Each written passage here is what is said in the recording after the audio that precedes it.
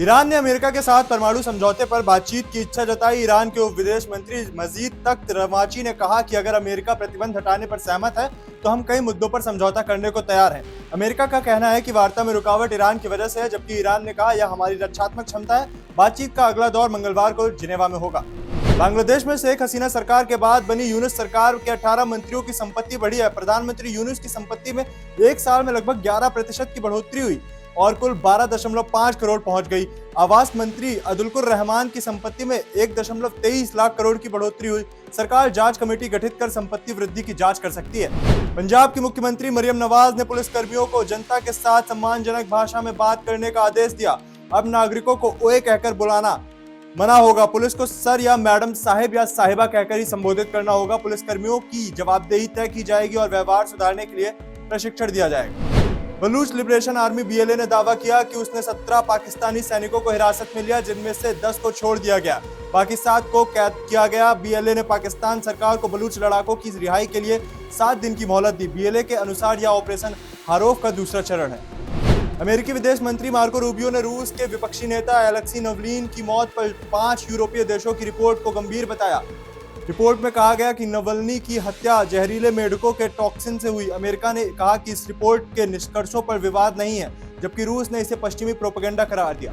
नई दिल्ली में दुनिया के सबसे बड़े AI इवेंट की शुरुआत हो गई। 300 से ज्यादा कंपनियों ने अपने एडवांस गैजेट्स दिखाए और समिट 20 फरवरी तक चलेगा। खेती, स्वास्थ्य और शिक्षा पर AI के असर को आम लोग देख सकते हैं। प्रधानमंत्री नरेंद्र मोदी ने किया इसका उद्घाटन। रक्षा मंत्री राजनाथ सिंह ने कहा कि भारतीय सेना भगवान शिव से प्रेरणा लेती है। संकट के समय वे मानवीय सहायता देते हैं, वहीं जरूरत पर ऑपरेशन सिंदूर जैसी कार्रवाई भी करते हैं। उन्होंने चंद्रयान और आदित्य L1 मिशन को भारत की वैज्ञानिक विरासत का आधुनिक उदाहरण बताया। चुनाव आयोग ने 7 अधिकारियों को SIR में लापरवाही और शक्ति दुरुपयोग के आरोप में सस्पेंड किया। आयोग ने मुख्य सचिव को कार्रवाई करने के निर्देश दिए।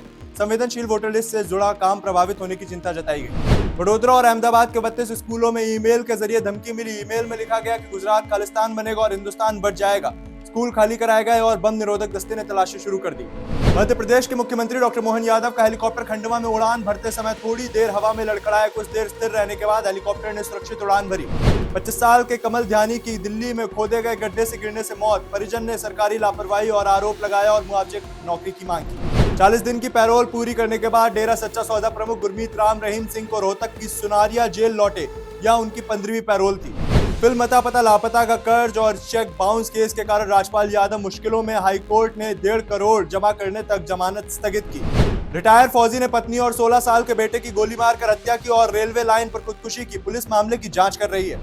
RSS प्रमुख मोहन भागवत ने गोरखपुर में कहा कि हिंदू समाज को संगठित होकर काम करना चाहिए, जाति की चिंता छोड़कर समाज के लिए कार्य करें। अवैध संबंध के चलते पत्नी ने प्रेमी के साथ मिलकर पति की हत्या की। पत्नी गिरफ्तार, प्रेमी फरार। SIR पर भाजपा द्वारा मतदाता सूची में धांधली करने का आरोप। फर्जी हस्ताक्षरों में सपा समर्थकों ने नाम काटे गए।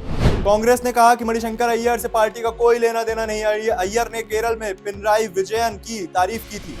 ईशान किशन ने पाकिस्तान के खिलाफ 27 गेंदों में 50 बनाई। भारत ने 61 रन से जीत हासिल की। सहवाग ने इसे फुल कंबल कुटाई बताया।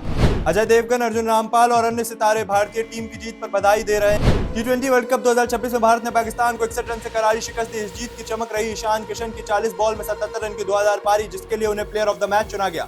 मैच के बाद पूर्व भारतीय सलामी बल्लेबाज वीरेंद्र सहवाग ने इसे मजेदार अंदाज में फुल कंबल कुटाई बताया। ग्रुप A में भारत ने पाकिस्तान को 61 रनों से हराकर सुपर 8 में एंट्री सुनिश्चित की। वही पाकिस्तान के लिए नामीबिया के खिलाफ आखिरी मैच में जीत जरूरी हो गई, वरना सुपर 8 में क्वालिफाई करना मुश्किल होगा। 31 जनवरी को मुंबई में फिल्म मेकर रोहित शेट्टी के घर पर हुई फायरिंग मामले में हरियाणा STF और मुंबई क्राइम ब्रांच ने संयुक्त ऑपरेशन कर 4 आरोपियों को गिरफ्तार किया। मुख्य शूटर दीपक विदेश में बैठे हरी बॉक्सर और आरजू के संपर्क में था।